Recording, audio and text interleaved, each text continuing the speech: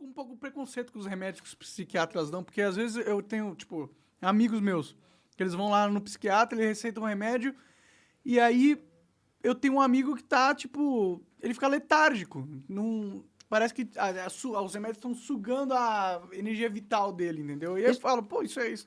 Como que isso tá te ajudando? Então, deixa eu te falar até um pouco sobre isso, porque é um assunto que pipoca bastante lá pra mim, porque é uma coisa que esse preconceito e essa visão desse jeito das medicações Sim. é o que mais acontece. E pode também, na maioria das vezes, é um erro do próprio médico de não saber explicar exatamente o que aquilo está fazendo. Tá. Então, assim, por exemplo, se seu amigo, seja ele quem for, se ele estava num quadro depressivo muito grande e, de repente, ele estava, sei lá, com intenções suicidas ou ele estava com alguma coisa...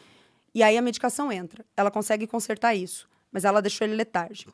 Bom, nessa hora a gente precisa colocar as coisas na balança e falar, tá, você quer agora, nesse momento agora, não tô falando pro resto da vida, mas nesse momento, você quer continuar com as intenções suicidas e passar por um período em que você pode acabar fazendo uma caca, ou você quer ficar um pouco letárgico, a gente tira esse outro risco aqui da frente, e aí vamos com a terapia e o resto para tentar consertar isso aqui, pra hora que tirar essa medicação, ficar tudo no 0 a 0. Entendi. O problema da medicação psiquiátrica é a gente achar que ela vai resolver o problema assim, Só por ela, como se fosse a não cura vai. da depressão, Isso. né? Ela é a ajuda. Ela é muito importante, fundamental. Em alguns casos de doenças da mente, ela é indispensável, mas ela não resolve o negócio sozinha. Por isso que é um processo terapêutico, cheio de outras coisas que vão acontecendo junto. Entendi. É que enquanto a pessoa não consegue colocar todos esses patos alinhados, pô, a gente precisa pelo menos brecar o cerne do problema. Então, às vezes, isso acontece. Pode crer, pode crer. É um problema mais complexo que só tomar remédio, né? Eu acho que tem muitas pessoas que ficam achando que vou tomar o remédio... E vai resolver. E fica só no remédio, né? Deve ser esse... E fora que, assim, até acertar o remédio, monarca, o negócio é longo. Porque essas medicações, a maioria delas tem efeito, não é tardio, é residual.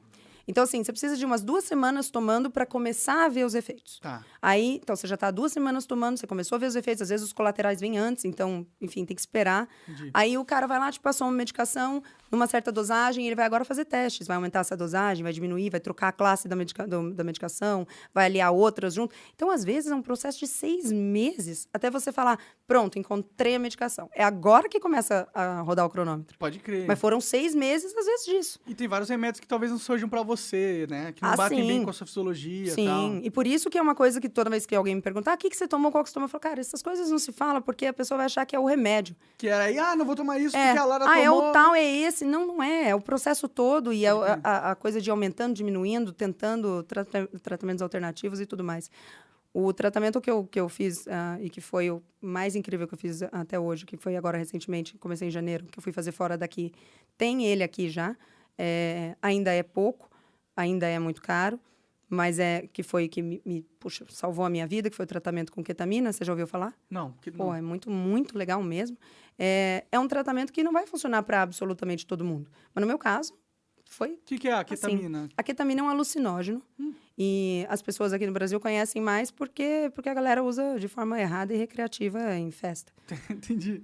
Pra variar, né? Você sabe como é que é o drogado, né? O drogado, ele pega um troço que é legal e ele fala, já sei, pode ser mais legal ainda. Bota uma música aí, solta uma cerveja e vamos tomar. Não é assim que funciona. E aí, eu estava, né, no período eu já estava tratando a depressão há uns 2 anos, 1 ano e meio, 2 anos. Estava muito ruim, porque mesmo tratando com o psicólogo e o psiquiatra, eu cheguei a fazer 3 sessões de terapia por semana, mais o psiquiatra. Eu estava realmente tentando. E a depressão não só não estabilizou, quanto ela seguiu evoluindo. E isso é uma indicação para outros tipos de tratamento. Desculpa cortar. Como Pode que é falar. a depressão para você? Como que você sente a depressão? Cara, é uma perda de vitalidade, porque é assim, o processo é assim, você começa a sentir uma tristeza muito grande o tempo todo, não é só mais pontual. E aí, essa tristeza deixa, depois de ser tristeza, para virar uma apatia total em relação a tudo, então nada mais te anima. As coisas que você mais ama fazer na vida passam a ser, sabe? E aí, isso vai escalonando a um ponto em que não é só que você tem apatia e tristeza, é que você realmente não quer fazer nada. E o nada não é só trabalhar ou sair de casa. É não querer tomar banho, é não querer comer, é não querer ir ao banheiro. Porque você pensa, tá, mas e aí? E aí, eu vou no banheiro? Não é uma coisa natural, porque na nossa cabeça, quando a gente está saudável, nem há esse pensamento. Por que ir ao banheiro? Ué, porque eu preciso ir, eu vou ao banheiro. Vontade de mijar. Pois é. Sim. Mas quando você tá com a cabeça doente, é uma coisa, não, pera. Por quê? Porque se vai me dar trabalho de levantar, Entendi. você entende? Então, é a cabeça funcionando de uma forma diferente, de uma forma errada. Desregular, né? Desregulada. Então, assim, aquelas coisas que você ama demais, sei lá, pô, treinar, ficar com o meu marido, escrever, ler, começam a ficar tipo, não. E aí a tristeza vai tomando conta de uma forma muito grande e nisso vem a parte mais terrível, que eu acho que para todo mundo que é justamente quando você se dá conta de que não era para você estar tão triste assim, afinal, olha que vida legal você tem. Pô, você tá saudável, você tem um marido bacana, você tá ganhando dinheiro. Pela primeira vez na vida, você tá bem. Como assim você tá triste? E aí a culpa disso é maior do que qualquer coisa. Porque afinal você não tem motivo para estar triste. Sim. E aí você se questiona, por que eu tô triste se eu não tenho motivo para estar triste? E tudo isso vira uma bola de neve absurda. E a coisa vai ficando muito, muito, muito ruim. Até que em algum momento, isso não é assim para todo mundo, mas até que em algum momento, se a coisa for piorando, começam então os pensamentos de, cara, tá, como que eu paro essa dor? Aí você pode entrar numa parada suicida, né? Que é a parada suicida, que é como que eu paro? Porque aí a dor começa a ser tão grande, que você fala, cara, não é que eu não acredito que ninguém quer morrer, mas eu acredito que às vezes a gente quer parar a dor. E se custar isso. Porque já que você não tá valorizando tanto a vida, porque você não tá vendo graça nela, e a dor é tão grande, você fala, tá, e de repente eu topo abrir mão da vida pra parar essa dor. Pode crer. E aí, o mais louco é que como a cabeça está doente, os pensamentos de morte não são macabros. Quando eu falo... Trazem alívios, né? Você sabe, pensar nessa solução. Isso. Isso, é tipo quando você tá assim, sabe quando você tá trabalhando demais, mas aí você sabe que você vai viajar daqui 3 semanas, que você vai entrar de férias, você vai viajar. Sim. E aí você fica assim, empolgado que tá chegando. Sim. E quando você tem um dia muito ruim no trabalho, você fala, mas tudo bem, porque tá chegando a viagem, calma, vou... É como pensar na morte dessa forma. Pode crer. Do tipo, não, tá muito ruim, mas calma, já vai acabar. Vai acabar. Pode crer. E aí... O louco vai fazendo, não é macabro, não é ruim, na cabeça vai fazendo muito sentido. Então, assim, eu lembro que na minha cabeça o mais assustador é que fazia sentido no seguinte ponto. Tá, as pessoas à minha volta vão sofrer muito, claro que vão. Mas eu conseguia ver o lado bom que iria acontecer depois que eu fosse com cada uma delas. Então, assim, eu planejei para quem que eu ia deixar o quê? Cada dinheiro, cada não sei o quê. Então, pô, o fulano vai sofrer, mas a vida dele tá feita. Sim. Meu marido vai sofrer pra caramba, mas, pô, ele vai amadurecer pra cacete, porque ele vai perder a pessoa que ele ama e isso vai fazer ele... Então, assim, tudo vai se encaixando de uma forma que você não consegue pensar nessa ideia de uma forma ruim. Você pensa, cara, é um alívio pra todo mundo. Eu vou parar de dar trabalho, porque também tem essa culpa. Sim. Né? Você tá dando trabalho pra todo mundo, pô. Teus amigos, toda vez que eles te chamam pra sair, você fala, vou, mas aí você não consegue ir. Sim. E aí fica, sabe? Bom, um peso pra todos. E aí eu tava nesse ponto já, a coisa tinha evoluído muito, os pensamentos estavam muito certos já para mim.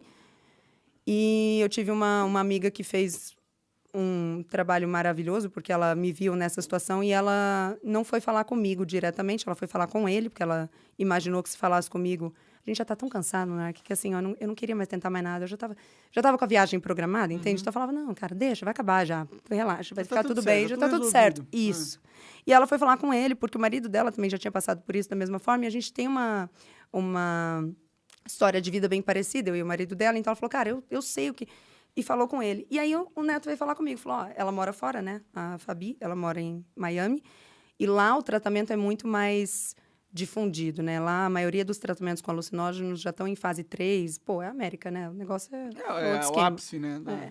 E aí ela foi falar com ele e falou, ele fez esse tratamento, salvou ele da depressão, salvou ele do alcoolismo também e tal, ajudou, né? E tal. E aí o Neto veio falar comigo, cara, vamos lá, vamos tentar e tal. E aí, como eu já tava com o plano todo feito de que eu já ia embora, eu falei para ele, não, tudo bem, vamos, mas eu não tinha... planos de nem... Eu achava que nem ia dar tempo de tentar nada. Entendi. E aí, a sorte foi que ela veio aqui em janeiro, ela veio aqui para o Brasil, visitar a família dela, acabou me visitando, e veio ela, o marido, e veio o médico, que foi o médico que me tratou, que eles são amigos hoje em dia, e ele trabalha nesse centro de tratamento com ketamina lá, ele tem esse centro. E aí, eles conversaram bastante comigo, bastante, a gente ficou horas conversando, eles me contando sobre o tratamento e tal, e por mais que eu visse que tinha uma chance, mas eu já estava tão cansada que eu lembro que eu só topei pelos motivos errados. Porque o que eu pensei, e aí você vai me entender, foi... Falei, tá, cara, independente, você sabe que eu já peguei... Pensei isso. Falei, cara, porra, vamos lá ficar alto. Por que não? Pelo menos é interessante. Entendeu? Eu falei, então beleza, a gente vai viajar, que é um negócio que apesar de eu não estar conseguindo fazer por causa da depressão, eu gosto. E aí eu vou lá e vou ficar doidona. Pô, por que não? Vamos fazer. Então, o médico tá... Eu pensei isso, eu falei, pela primeira vez eu vou ficar em paz. O cara vai escrever aqui, ó, ficar loucona, e vai me dar. Eu vou falar, eu tô fazendo porque é o que o médico falou. E aí Mas fui. aí você, como que é o tratamento? Você toma a ketamina no consultório e aí tem um processo de conversa enquanto você tá doidona, é assim? Então, é assim, existem algumas formas de fazer. Tem essa forma de fazer lá no ambulatório, no consultório dele, mas também tem a forma de fazer em casa, que foi o que a gente preferiu. Então, a gente pegou um Airbnb lá e ia, ele ou alguém do centro vai lá para acompanhar. Tá. Hoje em dia, a gente segue o tratamento aqui e hoje o centro de tratamento lá tem um aplicativo, então eles podem acompanhar a gente à distância, mas basicamente só o que você precisa é de um sitter, né? Uma pessoa que fica ao seu lado fazendo a condução da sessão, que eu vou te explicar como é. Tá. Mas então a gente escolheu fazer dessa forma. Então ele foi primeiro, fez uma consulta, perguntou tudo, né? Pegou todas as informações, todas as medicações que estão tomando e tudo mais. E aí a gente escolheu fazer de forma sublingual. Então tem sublingual, tem intramuscular e intravenosa. Intramuscular e intravenosa faz lá no consultório, sublingual dá pra fazer em casa. Aí ele te explica tudo, o que vai acontecer, como que vai ser e tal. Eu já tinha uma boa experiência. Falei para ele, tá tranquilo, pode deixar que eu vou entrar. Não é a primeira viagem, vez. né? E aí tá, botou lá na boca, deitou, e tem algumas partes fundamentais do tratamento. Então, por exemplo, a música que fica tocando é fundamental, porque é ela que vai guiar a tua experiência. Então, eles têm playlists que ficam tocando, de músicas sem letra, né? Só para para te ajudar, botam a venda e tal, e você fica deitadinho. Botou lá, em mais ou menos 30, 40 minutos, o alucinógeno começa a fazer efeito. E aí, você vai alucinar. Então, tudo que você vai ver é o que já está no teu cérebro. Então, basicamente, você vai naturalmente revisitar traumas, você vai naturalmente revisitar situações que você viveu e não está ligado que viveu. Você vai ver essas situações de outro prisma. Então, por exemplo, na coisa do revisitar traumas, quando ele me falou isso, ele me perguntou dos traumas e eu falei para ele os traumas grandes que eu tinha. Ele falou, olha, provavelmente você reviva eles, talvez não nessa sessão, mas em algum momento. Mas aí ele falou, e é muito interessante, você vai reviver pela primeira vez estando segura. Porque não é como se você estivesse na frente de quem te causou o trauma. Você está aqui deitado, eu estou aqui do teu lado e você vai revisitar isso para que teu cérebro... Então, a medicação age basicamente em duas frentes. Primeiro, no fato de que você vai imaginar, alucinar e revisitar coisas, e você vai trazer isso depois para a realidade, vai levar para psicoterapia e tal. E a outra é a questão da neuroplasticidade, que aumenta mesmo, é a questão química da medicação. Então, aqueles neurotransmissores que já estavam sem fazer seu trabalho, e isso é muito, muito rápido. A gente está falando de algumas sessões. Ah, entendi. É muito rápido. Então, logo depois da primeira sessão, no dia seguinte, ele me mandou uma mensagem perguntando como que você tá, tipo, querendo saber já como você tá. E eu sou muito pé atrás com tudo. Eu não sou a pessoa que vai falar, tá ótimo, pô, funcionou, tá. Eu sou sempre muito pé atrás. Mas eu lembro que no dia seguinte eu já acordei e os pensamentos suicidas já não faziam sentido naquela hora. Porque eu já não consegui... E, na verdade, isso me deu um desespero muito grande. Porque eu pensei, porra, antes pelo menos eu tinha um plano. Acabou, fudeu meu plano. Agora fudeu meu plano, como é que eu vou ficar aqui? E aí, aquela coisa de ter calma, né? Conversar na terapia, as coisas vão melhorando. Mas, enfim, é muito rápido. E aí, de lá pra cá... Pô, nós estamos em maio. Faz 5 meses que eu tô fazendo. Pô, só melhorou, só ajudou, só foi fantástico. Tem sido o melhor tratamento que você fez? É de longe o melhor tratamento que eu fiz, porque primeiro que eu não consegui fazer em 2 anos com tratamento tradicional, em 3 sessões estava feito. Pode crer. Isso não vai ser assim para todo mundo, obviamente. Tô falando só do meu caso. Pode ser, mas não necessariamente. Pode ser, mas não necessariamente. Sim. Segundo que tem, para além do negócio de ter funcionado dessa forma, eu tenho certeza que tem coisas que eu acessei com esse tratamento e que nem com 20 anos de terapia nem nada eu teria conseguido acessar. Então, ter trazido algumas... Peraí que eu tô me enrolando aqui. Ter trazido algumas memórias, ou revivido alguns traumas, ou ter lembrado de coisas que eu não lembrava que tinham acontecido, isso talvez não aconteceria nunca. Pode crer. Então, além da questão de ser mais rápido, teve a questão de ter resultados que eu não teria de forma alguma. E como que são essas alucinações que você tem? Tipo, é vívido? Parece que você tá sonhando um sonho lúcido? É tipo isso? É vívido, bem vívido. Então, assim, você tá de venda, né? Sim. E realmente você vê cenas. Então, assim, eu me vi, e são alucinações, então são doidas. Então, eu me vi pra fora do mundo, vendo o mundo, assim, todo redondinho e ele girando. E aí, de repente, eu era catapultada. Isso em uma delas. Era catapultada pra dentro de uma cidade, e aí eu conseguia voar naquela cidade. Isso é legal. E eu gosto dos sonhos que eu consigo voar. Isso! E é muito legal, porque, assim, claro que eu falando aqui parece só uma grande doideira, mas, para mim, naquele momento, isso tudo teve um significado de coisas que eu pensava. Então, por exemplo, quando eu comecei a ganhar dinheiro na vida, eu queria viajar. Meu sonho era viajar. E eu viajei muito. E aí, quando a depressão chegou, eu lembro que uma das coisas que eu pensava era, Tá, cara, eu não preciso mais estar aqui porque eu já viajei. Já fui pra onde eu queria, já deu. Já viu o que eu quis? Já vi, já foi. Uhum. Claro que eu tava na minha cabeça doente pensando nisso. Claro. Quando eu tive essa experiência que eu fui jogada pra dentro de algumas cidades pra voar ali no meio, eu saí dessa experiência pensando, não, cara, tem coisa aí, ainda. né, que eu não vi. Porque entende que não é sobre viajar ou não, mas assim, já me trouxe esse pensamento do, tem vida ainda aqui. De descoberta, né? Tem novas aventuras podem acontecer. Isso, exatamente. Então, isso foi muito, muito legal. Outras coisas que eu via também foram muito legais. Às vezes você revive coisas em que você tá na cena mesmo, vendo pessoas e revivendo cenas que aconteceram, ou vendo de cima, num terceiro plano. Ou simplesmente já teve viagens, já teve experiências que eu vi só cores. Tipo um calendoscópio girando e você nele e tal. E aí, de repente, o que acontece ali é a sensação que você tem. Sensação de que tem alguém perto e alguém que significa alguma coisa para você. Ou senão uma sensação de felicidade muito grande. Ou também uma sensação muito ruim. Já teve a bad trip? Porra, pra caramba, muito. E aí, assim, o interessante eu lembro do médico falando para mim. Enquanto teve uma vez que com ele ali, eu comecei a chorar, tinha uma coisa ruim, e ele segurou o meu braço e falou, tudo que você está sentindo, vendo, ouvindo, é o que o seu cérebro precisa que você ouça, veja e sinta. Então, a bad, entre aspas, também é necessária. Sim. Não é só sobre flores e borboletas ali na hora. É, de repente, você realmente segurar aquela bad toda, sentir ela de uma vez. Porque se você não bota ela pra fora ali, você vai ficar anos vivendo aquilo. Remoendo, né? Remoendo Mas aquilo. você tá consciente durante as viagens? Tipo... E no pico dela, ali entre os 40, 50 minutos, 1h10, você fica... você não tem uma dissociação muito grande. Você não sabe onde você tá e quem você é. Tá. Se alguém te tocar no braço e falar, tá tudo bem, você consegue responder. Você volta pro Você volta um pouquinho. Sim, você consegue responder. Entendi. Mas a importância da pessoa que acompanha é essa, porque no meio da sessão, que dura às vezes umas 3, 4 horas, você precisa, sei lá, fazer um xixi. É longo. Você precisa, às vezes, fazer um xixi. Aí a pessoa tem que te ajudar aí. Mas você consegue parar aqui, olhar com um pouco de dificuldade, porque a visão fica um pouco turva, mas consegue. Em nenhum momento você fica apagado a ponto de não conseguir voltar. Sim. Mas é possível dissociar-se completamente por uns minutos ali e falar, pô, quem sou eu? O que sou eu? Tô viva. Ego-death, né? Os caras falam. Rola isso também?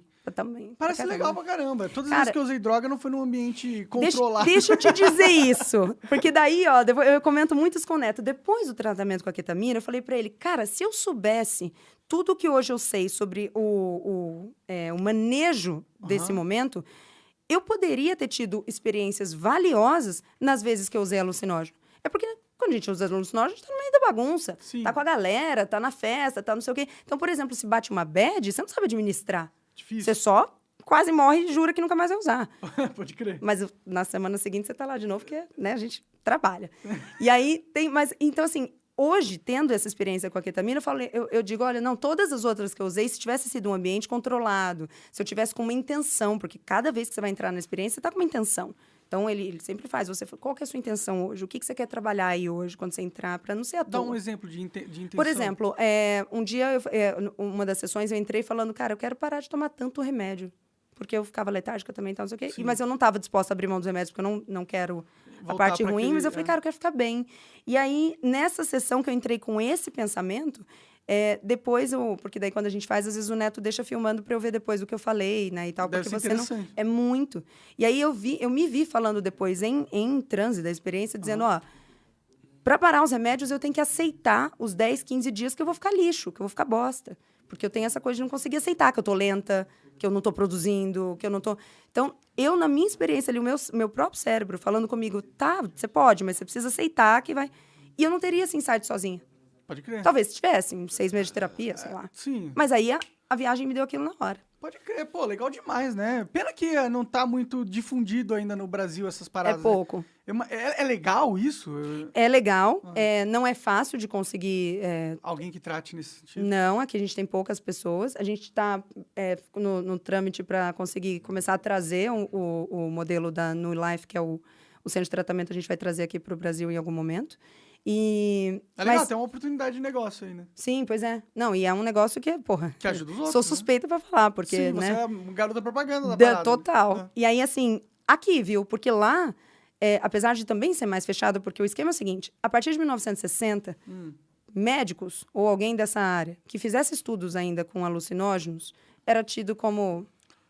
hippie, doido, entendi. não ético. Entendi. Porque foi a época da explosão de drogas e tudo mais, e a galera começou a usar isso pra... Stockwood, né? Woodstock e tudo mais, exatamente. Então, assim, houve um gap na literatura muito grande de 1960 a 1990, porque parou-se de estudar essas coisas. Virou tabu. Maconha é até hoje Schedule One drug. Pois lá, né? exatamente. Que é das mais perigosas possíveis. O que é uma doideira, enfim. Aí, então, assim, a partir de 1990, a literatura com ketamina começa a ficar um pouco mais robusta, porque daí... e foi uma coisa meio, não sem querer, mas meio aleatória o jeito como eles descobriram. Porque, basicamente, quando a gente vai ser anestesiado por uma cirurgia, na maioria das vezes, e muitas vezes, a ketamina é uma das medicações usadas para fazer essa anestesia. Em muitas vezes.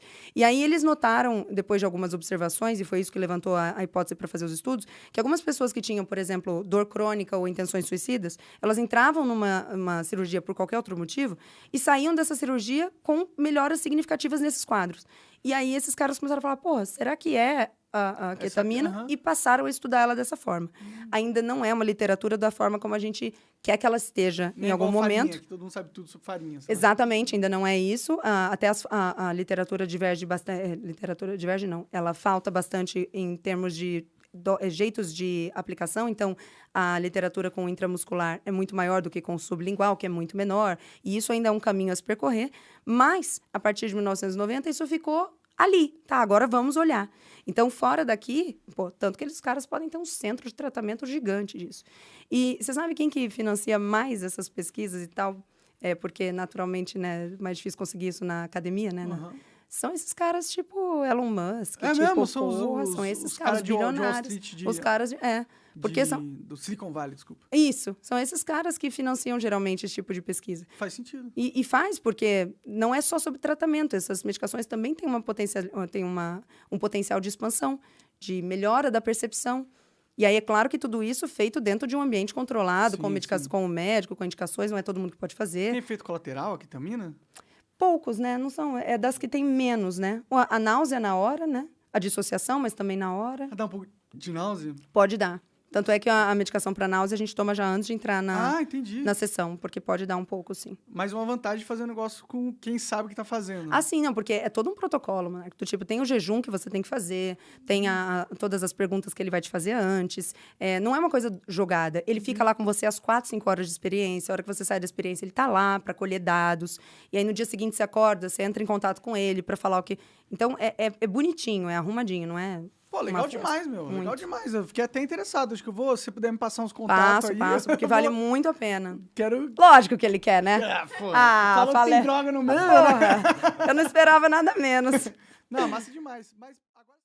Você acaba de assistir um corte do Monarch Talks. Agradeço demais, mas se você quiser ver o vídeo na íntegra e acompanhar ao vivo todas as transmissões, você tem que ir lá no rumble.com/monarch para não perder nada. Segue a gente lá.